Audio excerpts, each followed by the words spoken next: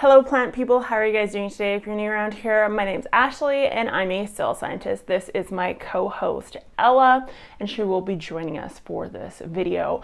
Today's video is going to upset some people, but it is a question I constantly get, and it is: how to use vermicompost? Can you make a worm bin? How to increase worms in your soil? Can you add worms to your soil? And pretty much everything in between. And I've been putting this off for a while, mostly because I don't want to be the one to drop the unpopular opinion on worms, because that's bad press. And I'm not big enough yet to get bad press and it'd be a good thing.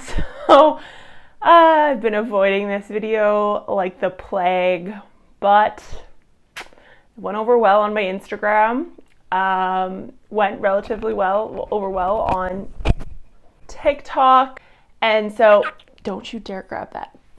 So now I'm going to do a YouTube video on it. Don't shoot the messenger. We'll start with that.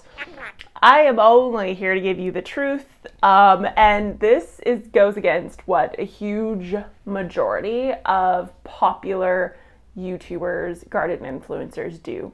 Most have worm bins, most use vermicompost, most encourage worms in the garden. Now, if you are from continental Europe, or if you are on the UK island, or if you are in Asia, you are okay. Worms are completely fine for your soils. They're okay for your ecosystems. Let's jump into North America, however. I'm just gonna drop the bomb right now. Earthworms are not native to North America. Very simply. Now, there are some varieties that are, and I will insert photos of them. There's I think it's called the giant Washington worm. It's huge. It is native to Washington area.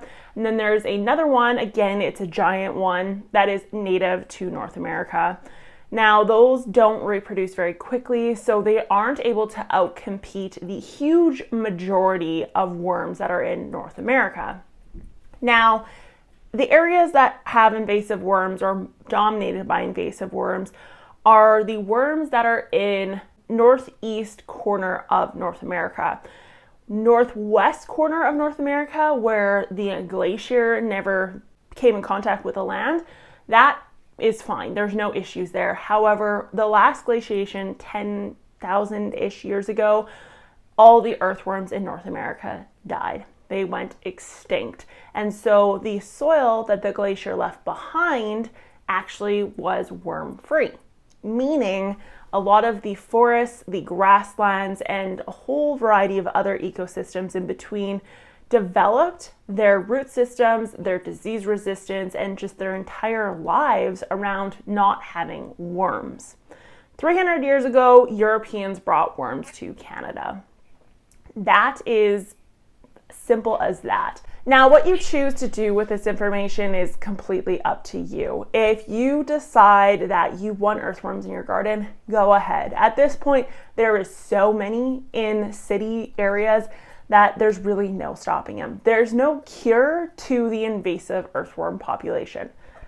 However, there are scientists that are trying to use data and mapping services to determine where these worms are moving to and where they're going to be going.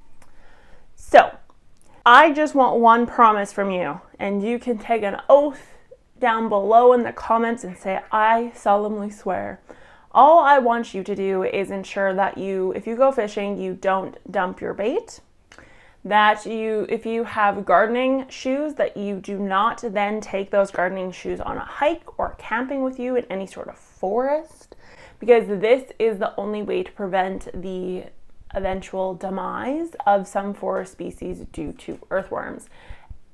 The best method to stopping this is actually prevention, and prevention means ensuring that muddy boots, muddy car tires from earthworm infested areas don't end up in our boreal forest. Now, let's jump into exactly why these worms are so amazing for the garden and so bad for the forest. The number one reason is their ability to reshape nutrient cycling. They're notorious for increasing 3 specific types of nutrients in the soil profile. Those are calcium, magnesium, and potassium. It makes these nutrients more bioavailable at lower depths. Now, this would be a good thing if our plants had evolved naturally alongside these additional nutrients. However, native species haven't. That's what makes them so awesome for the garden, is because they are able to make nutrients so bioavailable so quickly. The other thing that these earthworms are very good at doing is decomposing. That's why it is so common to have a worm bin to help with composting leaf litter, grass cuttings, and just leftover human vegetables or fruits. And the reason for this is because they're able to munch through enormous amounts of organic material. Now, on the forest floor, we have something called a leaf litter layer. We actually call it the LFH, which stands for basically leaf litter horizon. That is a part of our soil horizon. That's how we characterize forest soils. What happens with earthworm infested soil is that leaf litter layer is taken away so quickly that the way that the plants had adapted to germinating seeds based on those environments, the problem with this decomposition of the leaf litter layer so quickly is that the seeds from our natural ecosystems have evolved to germinate in ideal conditions based on the leaf litter layers that they're used to. Once we remove them too quickly, we can stress the seedling or stress the seed to the point that it doesn't germinate or it doesn't form an actual tree. What it also does is it exposes our soil layer to more sun, which can cause invasive species to pop up, because invasive species weren't adapted to a thick leaf litter layer. They were adapted to soils that don't have one. So that is another issue with earthworms in forests. They affect the natural disease resistance in some trees. So I believe I'll cite the article, it was done by the University of Toronto, but I believe it was birch specifically that has a natural mechanism that is now impeded by the earthworms, and it has to do with chemical compounds in the soil. One of the most concerning parts about earthworms, invasive earthworms in soil, is that they have the ability to, first off, change the soil pH, and then also change the water retention abilities of the soil. So I know worms are constantly touted as adding soil porosity and nutrients to the soil, but one thing that people always tend to leave out is it actually affects the hydrological cycle within that soil profile, and not in the good way. Worms actually can decrease your water holding ability. Now, this is thought to have come from the fact that it can cause an imbalance in the bacteria fungi mix, and that imbalance results in decreased water capacity because we don't have as much fungi in the soil. So over the years, I've been just kind of following the studies that are being done on earthworms, and it seems as though the scientific community is really amping up their watchful eye of this, especially in Ontario forests, where this is a very large problem. Now, in Saskatchewan, where I am, the soil pits and stuff that I've dug in our boreal forest don't indicate any earthworm activity yet. However, my understanding is that Ontario area, it is pretty bad. So some of the things that I've noticed that kind of highlight from a soil science perspective is that it alters the pH. There is actually a change in the ability to regulate CO2. So plants in soil are really great carbon sinks. They actually sequestrate a large number of greenhouse gases. Now, earthworms tend to disrupt that natural ability, and therefore we can end up with more CO2 release rather than sequestration. A decrease in water quality, again, it has to do with how it alters the physical structure of the soil. The soil is a filter, and if there is a highway where the water doesn't have to be filtered through, it's going to take the highway, meaning any runoff water that has been contaminated with fertilizers or overabundance of nutrients from compost or manure just kind of takes the freeway down the earth hole, the wormhole, and ends up in groundwater.